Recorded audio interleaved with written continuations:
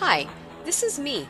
My name is Claudia Dornbush, and for the past 10 years, I have been involved in helping organizations around the globe design and develop their virtual classroom programs.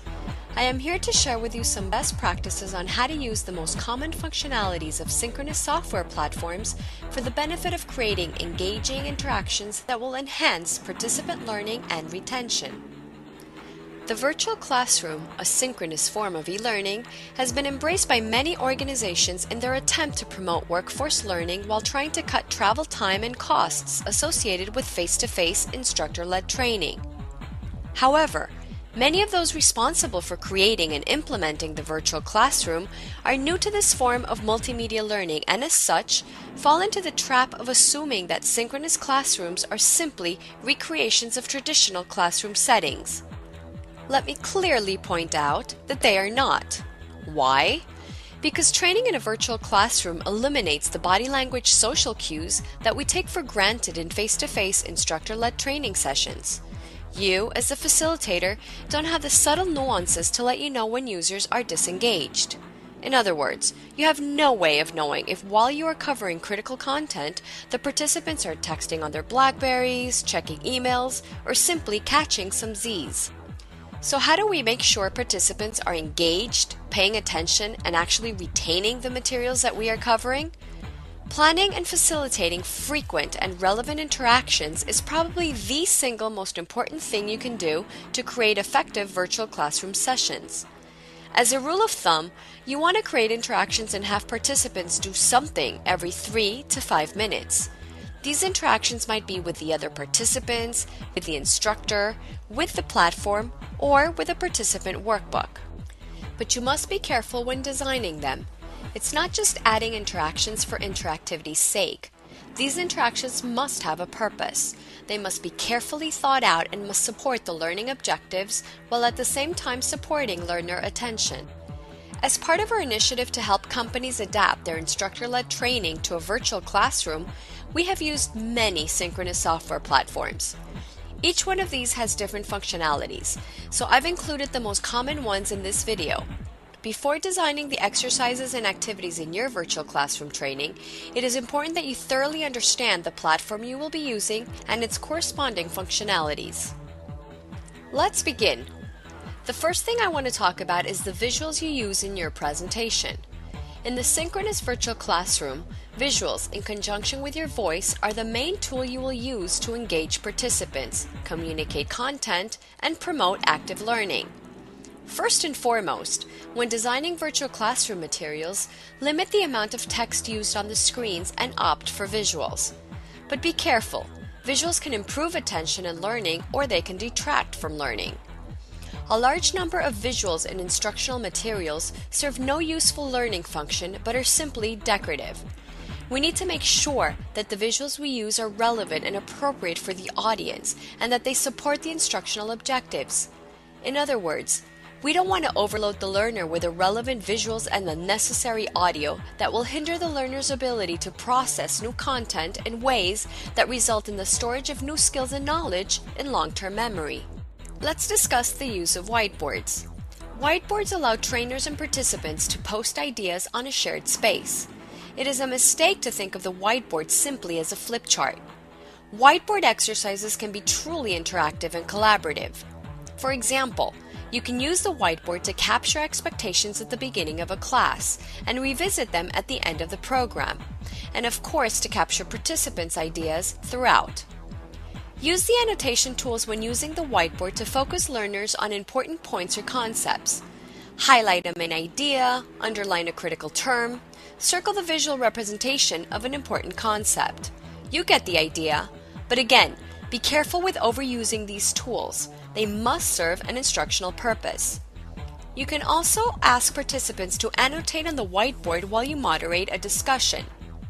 Whiteboards can also be used for icebreakers like crossword puzzles or Jeopardy games, just to name a few.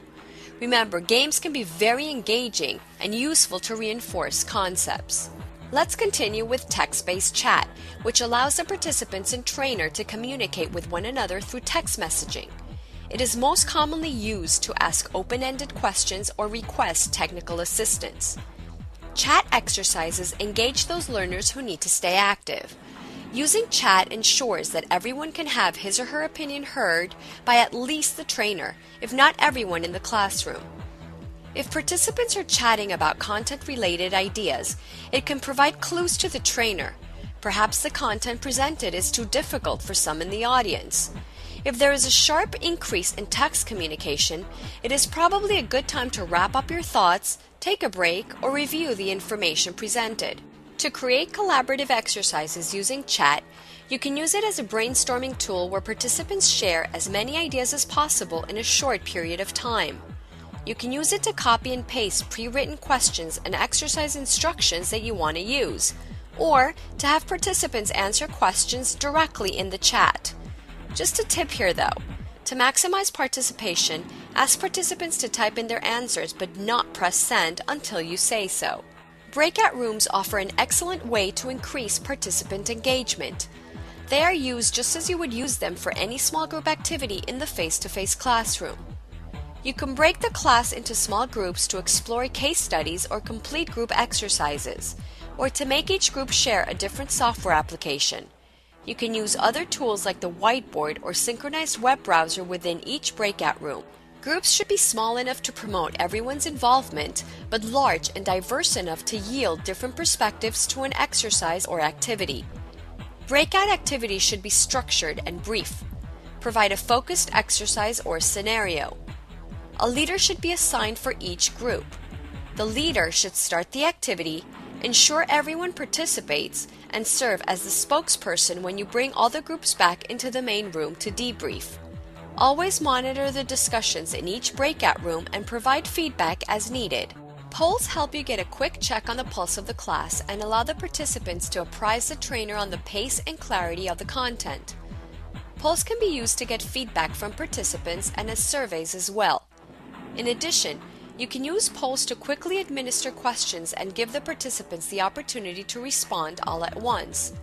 Polling works best with questions with 2 to 5 response options. Polls are typically created in advance and activated at the appropriate time in the session. Some helpful tips. Use surveys and polls to determine whether the participants understand the material.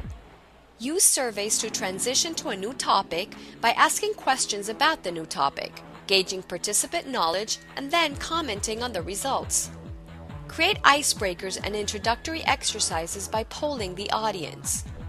Share results with the class to foster a sense of community. Asking participants to provide feedback can be a good re-engagement technique if the audience is not participating.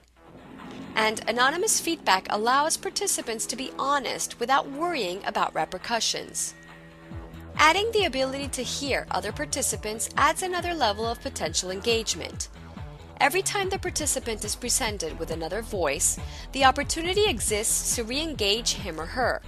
Discussion is one of the most effective ways to enhance collaborative exercises, so don't rely exclusively on one voice delivering all of the training.